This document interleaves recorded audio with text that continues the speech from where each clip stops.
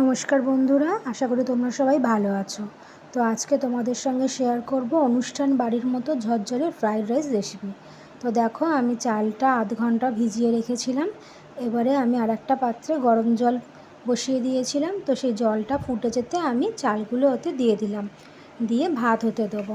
তো দেখো, ভাতটা আমি চেক করে নিচ্ছি। ভাতটা আমাদের একটু শক্ত শক্তই নামাতে হবে। ধরো 70% কুক হলেই যথেষ্ট।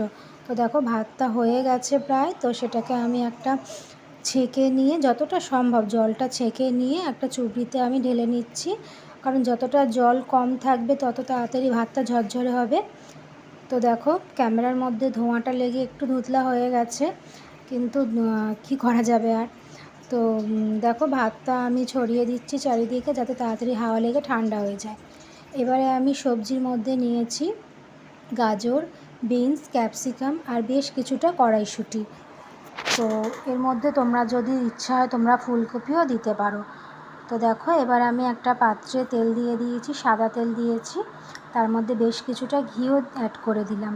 তো ঘি আর তেলটাকে ভালো করে পাত্রের গায়ে লাগিয়ে নিতে হবে। লাগিয়ে নিয়ে একটু গরম হয়ে গেলে তার মধ্যে আমি গাজরগুলোকে আগে দিয়ে দেবো। কারণ গাজর যেহেতু সেদ্ধ হতে একটু সময় লাগবে, তাই সবজির মধ্যে গাজরটাকেই আমাদের আগে দিয়ে দিতে হবে। তো গাজরটাকে তোমরা এরকম লম্বা লম্বা করে কাটবে, দেখতে ভালো লাগবে। আর বিনসগুলোকে একটু তেরচা করেই কেটে নেবে। তো গাজরটা একটু ভেজে নিয়েছি, ভেজে নিয়ে দেখো তার মধ্যে দিয়ে দিলাম বিনস কুচোগুলোকে। বিনসগুলোকে দিয়েও আবার ভালো করে নাড়াচাড়া করে নিচ্ছি, এবং বিনসগুলো ভাজা হয়ে গেল। তারপরে দিয়ে দিলাম একটু ক্যাপসিকাম কুচি। তো ক্যাপসিকাম কুচিটাকে লাস্টে দিলাম, কারণ ক্যাপসিকাম হতে বেশিক্ষণ সময় নেয় না। আর তারপরে দিয়ে দিচ্ছি ওই কড়াইশুঁটিগুলোকে। তো প্রতিটা সবজি যেন ভালো করে ভাজা হয়ে যায়, গায়ে দাগ ধরবে না, অথচ কিন্তু ক্রাঞ্চি ভাবটা তোর মধ্যে থাকবে, সেইভাবেই আমাদের ভাজতে হবে। তো দেখো, ভালো করে ভেজে নিচ্ছি। এবার কিছুটা কাজু আর কিশমিশ ভিজিয়ে রাখতে হবে জলের মধ্যে। তো কিশমিশটা ছিল না, তো সেই জন্য আমি শুধু কাজুটাই দিয়েছি। তোমরা অতি অবশ্যই কিশমিশ দেবে, কারণ কিশমিশ আর কাজু এই দিলে না টেস্টটা খুব ভালো আসবে রাইসে। তো দেখো, কাজুটা দিয়ে আমি ভালো করে নাড়াচাড়া করে নিচ্ছি। আমি কিন্তু আগে কোনো নুন দিইনি, এখন আমি নুন আর অল্প করে একটু চিনি দিলাম। নুন আর চিনি দিয়ে ভালো করে একটু ভেজে নিচ্ছি। তো দেখো বন্ধুরা, ভাজাটা প্রায় হয়েই গেছে। এবার ভাজাটাকে আমি যতটা সম্ভব তেল দিয়ে ছেঁকে আমি তুলে নেব। আর ওই তেলের মধ্যেই আমি দিচ্ছি আরেকটু ঘি। তো তার মধ্যে দিলাম তেজপাতা, শুকনো লঙ্কা আর এলাচ। মুখগুলোকে অবশ্যই ফাটিয়ে দেবে, নাহলে ফাটবে পরে। আর দিচ্ছি দারচিনি, আর একটু দিলাম লবঙ্গ। দিয়ে ভালো করে গরম মশলাটাকে তেলের মধ্যে নাড়াচাড়া করে নিয়ে সুন্দর গন্ধ বেরোলে ওপর থেকে ভাতগুলোকে দিয়ে দেবো। ভাতগুলোকে দিয়ে আমি একটু হালকা নাড়াচাড়া করে নিচ্ছি, করে নিয়ে তার মধ্যে সবজি দিয়ে দেবো। অর্ধেকটা সবজি এখন দেবো, অর্ধেকটা সবজি আবার মিক্স করার পরে দেবো।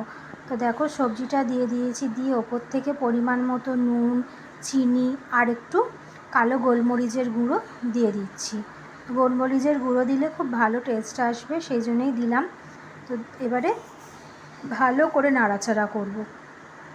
পারলে তোমরা এটা হাই ফ্লেমে করার চেষ্টা করো। হাই ফ্লেমে পুরো রাইসটাকে আমাদের ফ্রাই করে নিতে হবে।